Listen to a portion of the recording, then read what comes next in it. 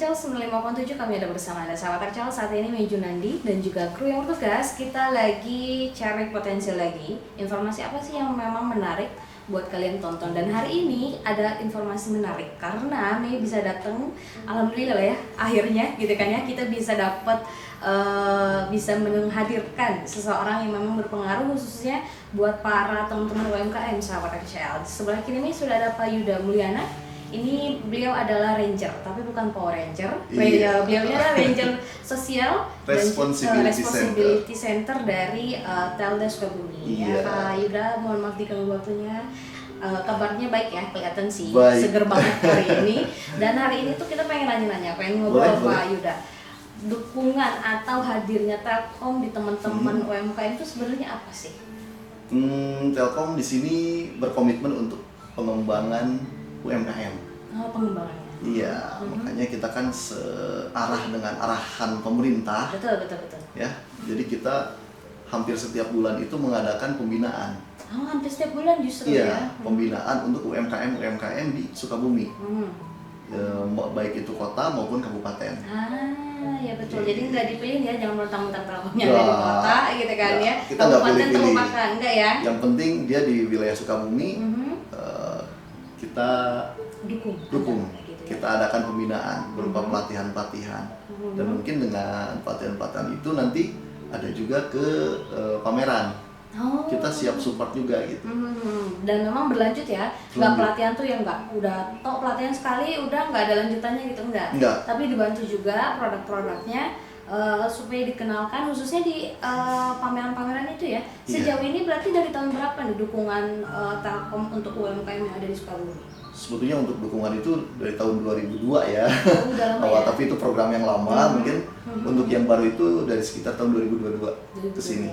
Sudah Covid lah ya? Ya 2023 lah gitu ya. Berarti sekitar 2-3 tahun ke belakang tuh programnya berubah ternyata ya. Jadi kalau dulu tuh sempat cerita, jadi ada pembiayaan, cuman karena memang ada perubahan regulasi juga gitu kan ya. Dari kementerian. Betul. Jadi ke pembinaannya lebih ke pelatihan. Kita fokus ke pengembangan UMKM. Pelatihannya tuh pelatihan apa? Berarti kan kalau Telkom tuh identik pasti sama IT. Disuruh mereka latihan komputer kah atau apa? Oh enggak, kita lebih ke digitalisasi.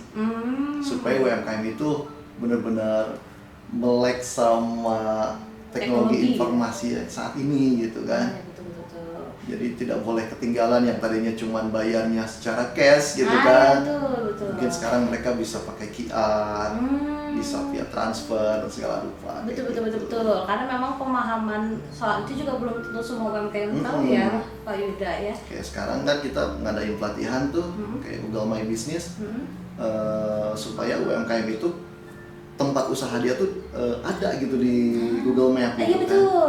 Jadi orang kalau mau nyari usaha nih, nyari UMKM ini di Google Maps-nya susah gitu. Ternyata bisa ya. Bisa. Kita kasih pelatihan seperti itu supaya mereka bisa daftar di Google Map, terdata gitu kan. Jadi orang kalau mau nyari alamat dia itu gampang, atau dia misalkan nyari produk apa ya, bisa langsung ketemu gitu. Betul. Karena memang kayaknya di era 4.0 ini, bahkan sekarang kayaknya udah 4.25 udah banyak gitu ya.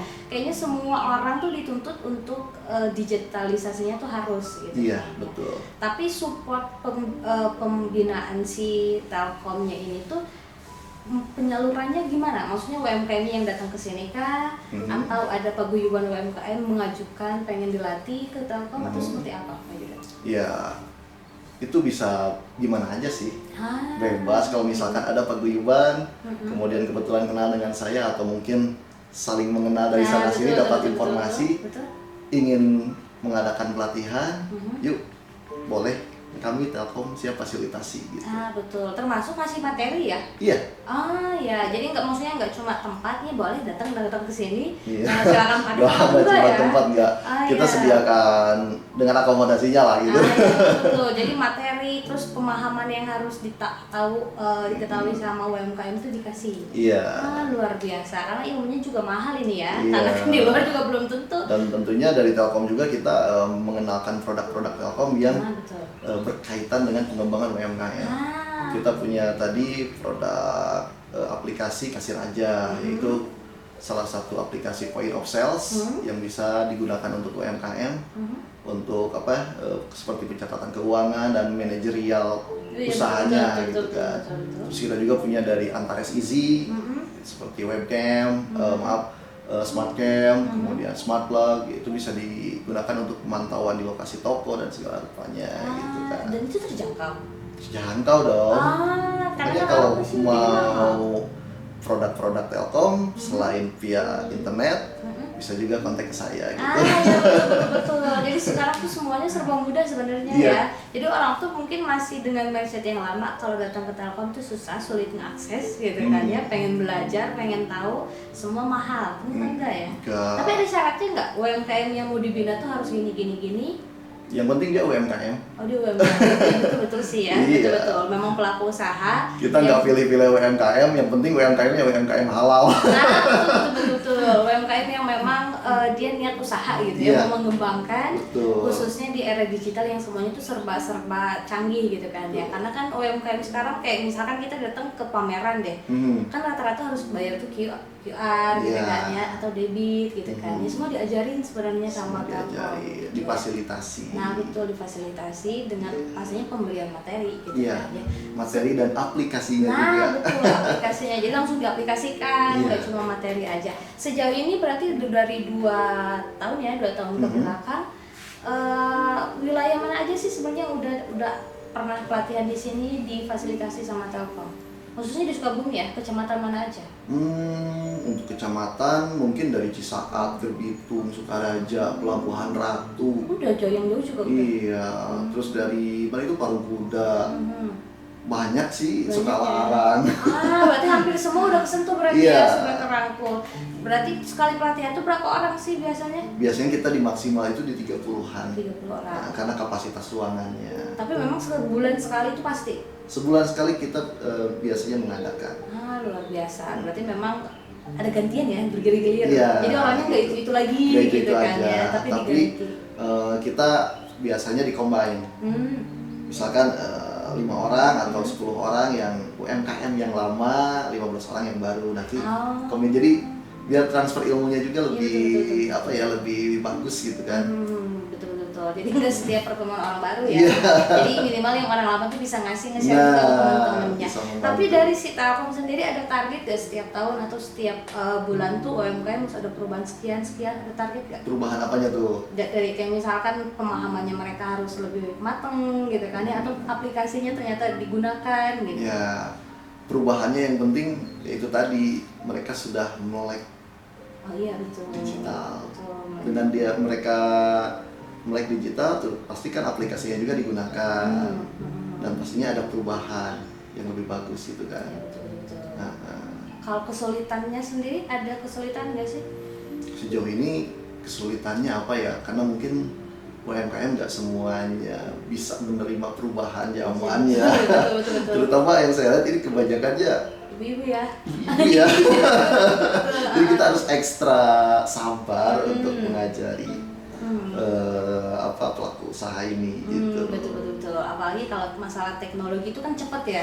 Berhubungan dengan kecepatan waktunya yang harus cepat, sedangkan ibu-ibu kan biasa udahlah ya pakai HP pun udah syukur, bisa nge-WA pun udah bisa SMS pun udah syukur gitu. Tapi kita kan harus mengapresiasi dengan kemauan mereka untuk belajar gitu kan. Betul, mau belajarnya pun udah alhamdulillah, mau berubahnya pun mengikuti zaman tuh udah alhamdulillah udah suatu kebanggaan gitu ya, bisa jadi prestasi luar biasa. Kalau gitu Pak Yuda, sebelum kita tutup obrolan kita hari ini, ada pesan gak sih buat masyarakat Sukabumi, khususnya para pelaku UMKM, tentang mereka mau nerima digitalisasi itu kayak gimana?